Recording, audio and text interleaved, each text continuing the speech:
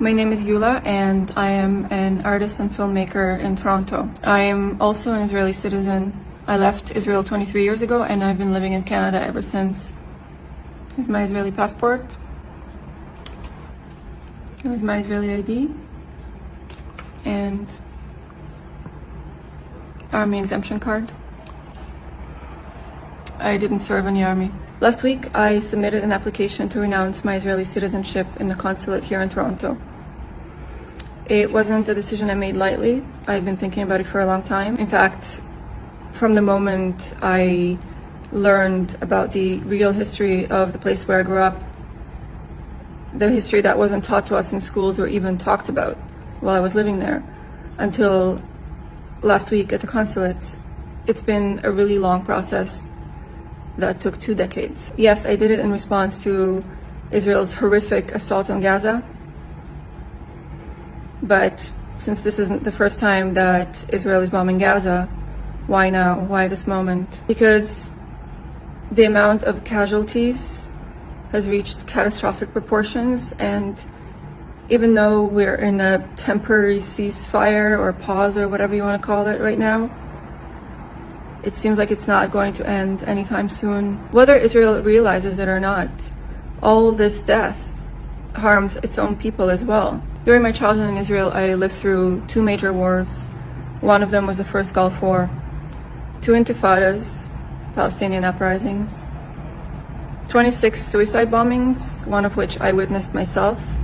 And my town that was located on the Lebanese border was bombed every other day throughout my entire childhood. I participated in dozens of drills. I learned to differentiate between outgoing and incoming rocket fire, just so I can stay in bed a few more minutes. And throughout all of that, the messaging on the news and in newspapers and everywhere around us was that this is normal.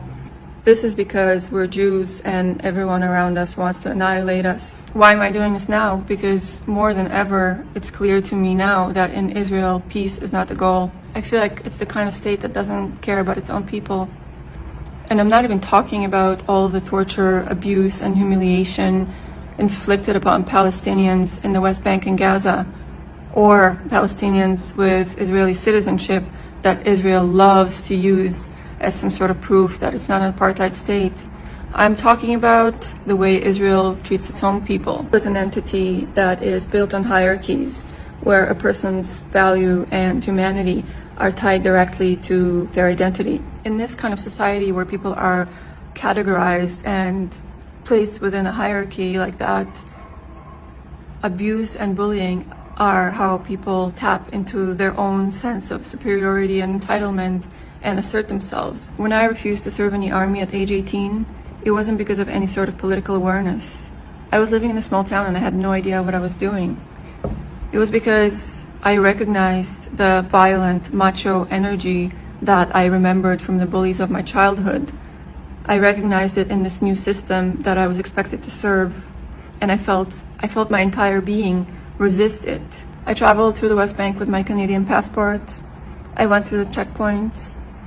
I saw the soldiers and how they treat people depending on where they're from. I saw the double sets of roads, one for Jewish Israelis and one for Palestinians. And throughout all of that, the people I met were nothing but kind to me.